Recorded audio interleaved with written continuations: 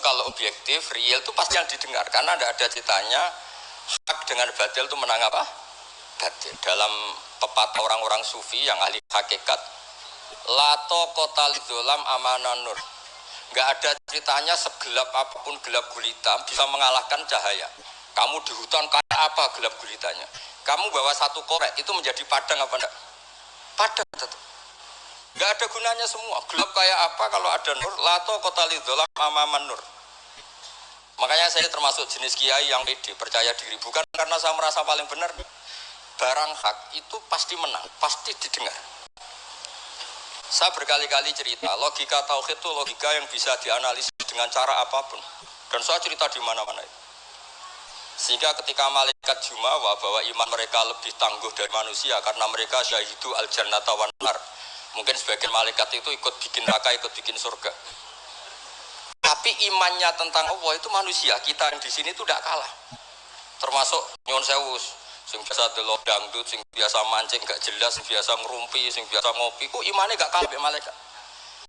Iman tasdiknya loh, jangan tanya solehnya, solehnya pas-pasan, tapi imannya itu bisa luar biasa. Karena apa? Semua kalau ditanya, ini kata Imam Amudi, manusia itu kalau ditanya angka 2, 3 pasti asal usulnya apa? 1. Makanya saya cerita di mana-mana. Syekh Mahfud At-Turmusi itu adalah guru-gurunya Mbah Hashim. Orang tahu semua, sanad Mbah Hashim paling dipakai itu lewat Syekh Mahfud Termas. Meskipun Mbah Hashim ya pernah ngaji Mbah Soleh Darah di Semarang, tentu ngaji abahnya Mbah Asari, tapi yang paling sering dipakai itu Syekh Mahfud At-Turmusi. Beliau ini murid langsung dari yang karangi anak namanya Said Abi Bakar Sattar. Itu Syekh Mahfud At-Turmusi itu yang ngarang Nailul Ma'mul. Sarahnya Lubul Usul, karangannya Syekh Zakaria Al-Ansori. Dan dari karangan itu pula Mbah Sahal ngarang Thariqatul Husul, juga nyarai Lubul Usul. Dulu naskah itu ada di Kiai Mansur Abahnya Lek Qayyum itu, karena Kiai Mansur bin Khalil termasuk katanya Syekh Mahfud apa? At-Turmusi. Mboten sing NU ben ngerti cerita NU dari segi keulamaan. Ben ora men krungu cerita yang lain, cerita sing dari segi keulamaan. Sehingga Imam Amudi terus cerita, beliau ketika wafat itu muridnya itu janggal itu ragu, guru saya masuk surga enggak, karena si hidup-hidupnya itu ngajar matematika, buatan ngajar hizib, orang ngajar istighosah, ngajar apa? Matematika. Tapi di luar dugaan, di alam kasyaf, alam roh itu Allah ngintikan gini, ya Amudi, terus didudukkan di kursi terhormat, kamu ngajari malaikat saya tentang tauhid. Mereka ngira kalau tauhid manusia itu kalah dengan malaikat. Imam Maudi ngajar, istadillah ala wahdaniyati bi hadrati malaikati. Sama siapa teksnya? Istadillah bi wahdaniyati bi hadr ala wahdaniyati bi hadrati malaikati. Tunjukkan logika tauhid di depan para malaikatku.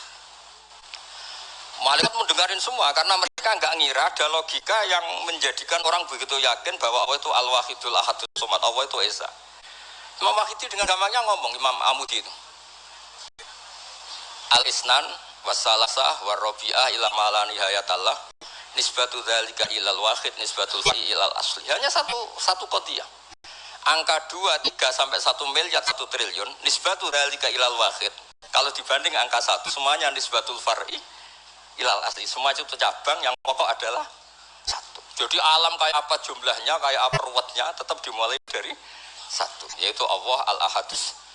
Itu malaikat mantuk-mantuk semua. Mandi potongannya do ngono kok iman. Maksudnya ngono ya macam-macam, ono sing mancing, ono sing proposal, ono sing macam-macam. Imane iku ya tetep melane kula nu bae jare kiai, kula nu jare ngakeh rada kiai lurus. Sing ra lurus lah nek masalah iman tetep top. Tapi ada tuntut bener nemen-nemen. Tapi nek masalah iman pun harga mati kan. Karena logikanya tadi.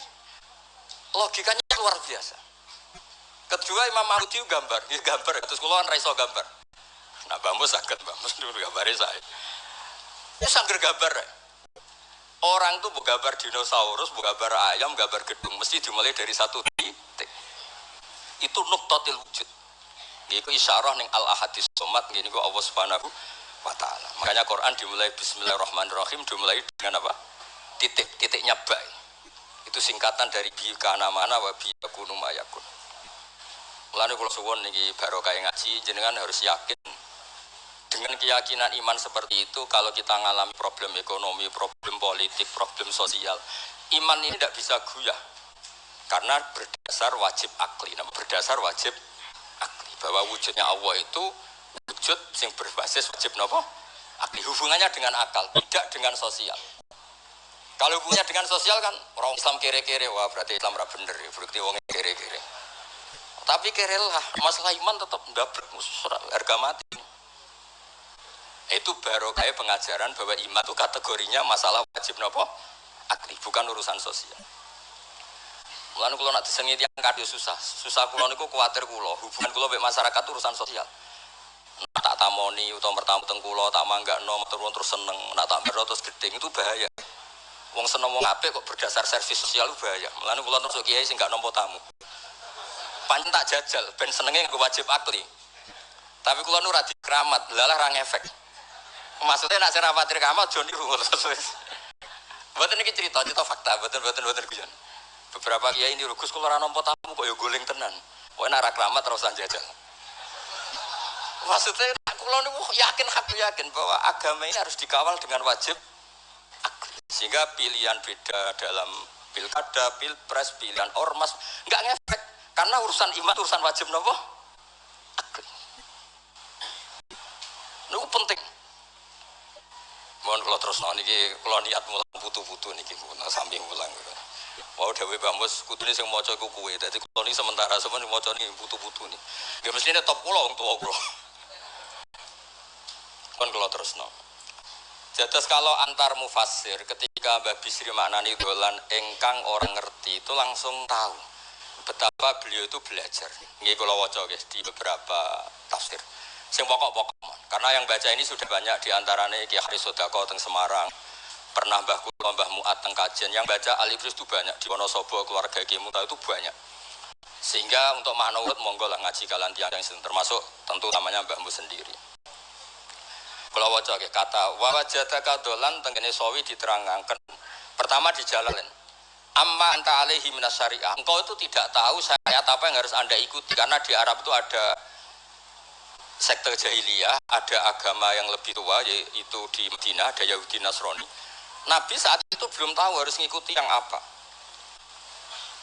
Wajadaka khaliyan minasyari'ah fahadaka biinzaliha ilaika. Wal muradu bidolalihi kaunuhu min ghairi syari'ah.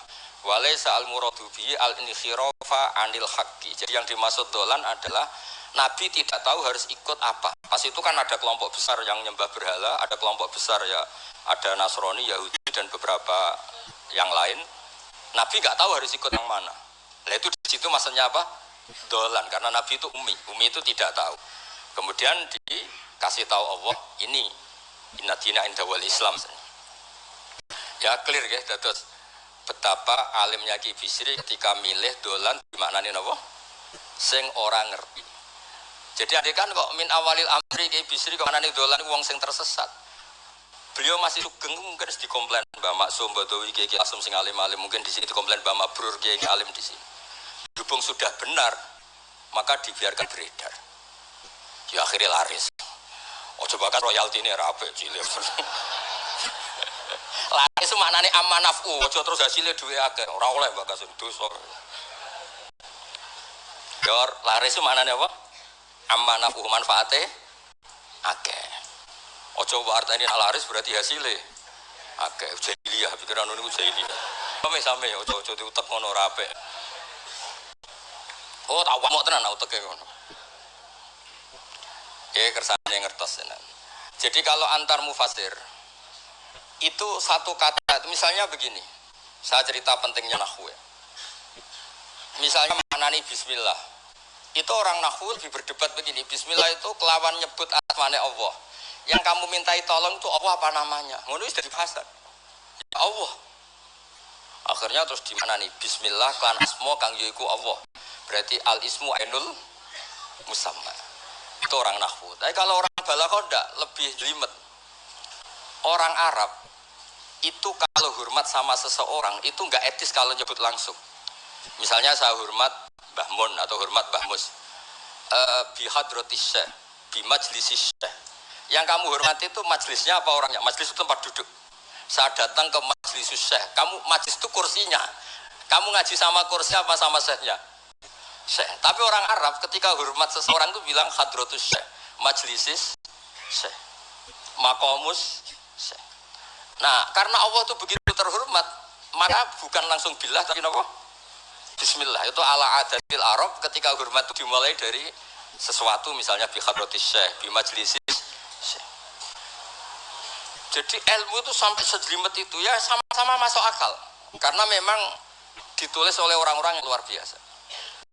Misalnya lagi Ar-Rahman. Mungkin kalau Anda latihan nahwu, Ar-Rahman itu naat. Naat itu sifat. Sifat itu apa? Sifat umumnya itu misalnya begini, Ja'a Zaidun al-alimu. Sebagai pemisah ada Zaidun sing al-jahilu. Wes wae kula mboten guyon, mungkin mau itu hasanah kedua ketiga niku mboten serius mboten nomono. Kula bagian sing serius. Bagian sing ilal jannah. Lha mboten macam Quran mesti ilal jannah bocah kok. Sama nolak gedeng kula, tapi gedeng Quran neraka. Mulane kula matur Mbah Mus, kula mboten sapidato tak mau salibris. Mergo maos kula niku mesti mutu. Mboten krana sombong, pancen kula sinau. Timbang tawaduk ra sinau, atok pokro tapi sinau. Kadang-kadang iku nggo nutupi bodhone wis tawaduk. Rapi ra sinau. Masalah niku cara. Sekolah ada kitab namanya Sajaratul Ma'arif niku wonten judul ngeten, babu dzikri rajul manaqiba nafsi. Bab orang harus menyebut kelebihannya. Nabi Yusuf itu ngendikan inni hafizun alim. Saya beri contoh di mana-mana. Dokter gigi itu menyebut ahli gigi, dokter bedah, dokter kandungan. Itu harus nyebut. Kalau gak nyebut kamu anak mape lahir boleh dokter bingung, kabeh tawaduk ra gelem memper kan. Paham gitu? Lho aku ora ngaku ahli tafsir terus kowe ngaji Rafi sik cilik itu terus takok kitab Mbah Pandu Piro kan yo repot. Saya teruskan ya. Ja'a Zaidun al-alim itu sifat itu apa? Oh itu lil farqi, untuk membedakan ada Zaid yang jahil. Karena kampung itu ada Zaid yang jahil, ada Zaid yang alim. Makanya kita bilang Ja'a Zaidun al-alim. Tapi laisa hunaka ilahun ghairuwah. Di luar Allah tidak ada Tuhan, sehingga karena Allah tidak perlu ada farik. Allah itu tunggal, Allah itu esa, Allah itu satu, sehingga nggak perlu ada pemisah. Kalau kamu katakan Ar-Rahman itu sifatnya Allah untuk memisahkan, memangnya ada Allah yang tidak Rahman, memangnya ada Allah lain yang tidak Rahman. Itu bintu cara masalah nahwu, dihujat betul itu pendapat yang Ar-Rahman itu sifatun lil madhi, sifat untuk muji. Misalnya nyun sewu, kamu seneng Sri atau seneng Zainab, kalau gak nambahi Zainab yang cantik itu gak lego, meskipun satu kampung hanya ada satu Zainab. Orang nyebut Mbah Mun, kalau gak nambahi alim itu gak lego, atau wali. Orang nyebut Kiai Miftah anak tambahi Rois Am itu gak lego, meskipun ya ada Kiai Miftah yang lain yang gak Rois Am. Nyebut Gus Yahya mesti ketua PBNU. Nah, ada kata yang disebut untuk nuruti nyaman. Nyaman itu enak kali. Nah, orang nyebut Allah itu tidak nyaman tanpa nyifati Ar-Rahman Ar-Rahim. Akhirnya ditemukan, oh ada sifatul lil madhi, ada sifatu dzikru syai' li talazzuz. Nyebut itu tidak harus sebagai, karena kalau dikatakan lil farqi ka'anna hunaka ilahan sing ghairu Allah, berarti ada Tuhan selain Allah yang sifatnya tidak Rahman. Itu sejelimet itu ilmu yang ditekuni. Nah itu sudah makom yang wis selesai lah masalah rofa nasab niku napa? Selesai. Nggih kados kula kan niku rofa nasab pun selesai. Mun kula terusno niki tesih dherekaken kersane Mbak Bisri. Ya dados beliau benar ketika menani dolan niku nah engkang ora ngerti napa engkang ora ngerti. Terus teng mriki kula maca surat Duha mawon wa amma bi ni'mati rabbika fahadits teng mriki lan anapun kelawan nikmate pangeran ira fahadits mongko nyeritakno sira. Ya kalau Anda dapat nikmat atau apa itu harus cerita ke orang lain. Nah, lan marang nikmate Allah rupa kenabian khususe seliramu supaya ngomong-ngomongake. Niki teng penjelasannya. Nah begini, jangan semua nikmat Anda ceritakan. Nah cara bapak kula, bapak nak cerita no, aku dhewe santri ning kajen, bapak Riyon di antara gurune Mbah Dola Salam. Nak di dhuwit kemal kemul turu. Kang kenapa ke turu? Duitku lagi akeh, Kang. Kok nak ketok ndek dhuwit diutangi. Tapi nak ora di dhuwit Nganggo celana jasan wening di metu ibu pati. Jadi terus bapak nanti nerang, bapak tuh kalau nerangan saya tuh simpel cerita.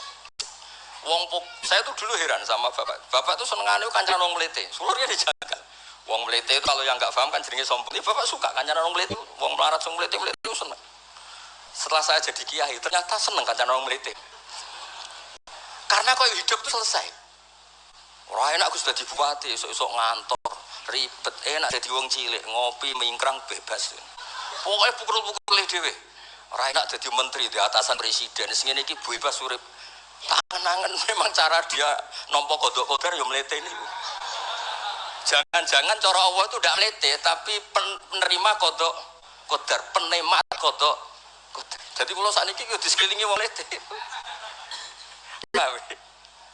Nah, terus misalnya kowe di tamu, teko-teko mending ngene, Gus duit kula kuarah beto mobil, kan ora kepikiran nyangoni, ora kepikiran terus. Tak lelet potongan rong mangan, iki ngel-ngel wong. Jadi wa amma binikmati rabbil hadis itu penting. Kayak sowan Mbah Musa, sowan aku, pun Mbah aman, Mbah duit, pun maru, pun sedanten, pun jenengan ngendikan mau kula rungokno. Tenak ketok lelet bareng kon mulai ra mulai nyangoni terus kan yo ribet. Nah, cara bapak. Jangan-jangan wong melarat Indonesia sing mlete-mlete dididik dhisik Wali Songo. Mlete terusno wae. Nek iku caramu syukur. Kula nate dikandani kanca kula. Sing jane alime mek kono kowe kacek adoh tapi dekne senenge ra karuan. Kalah alim ku seneng. Alasannya sederhana. Gus jeng ben niku dipanggil, wong alim mlebu swarga. Sing kedua para penggemar. Lah nek trimo penggemar wis cukup lah lho apa barang. Jadi cara dekne pinter dekne. Cek goblok alim barang, wong seneng tok wis cukup. Jadi kula bedekne dianggap goblok. Angger saiki dadi kiai, angger ra iso takok kula. Nak takok ya sik mlete.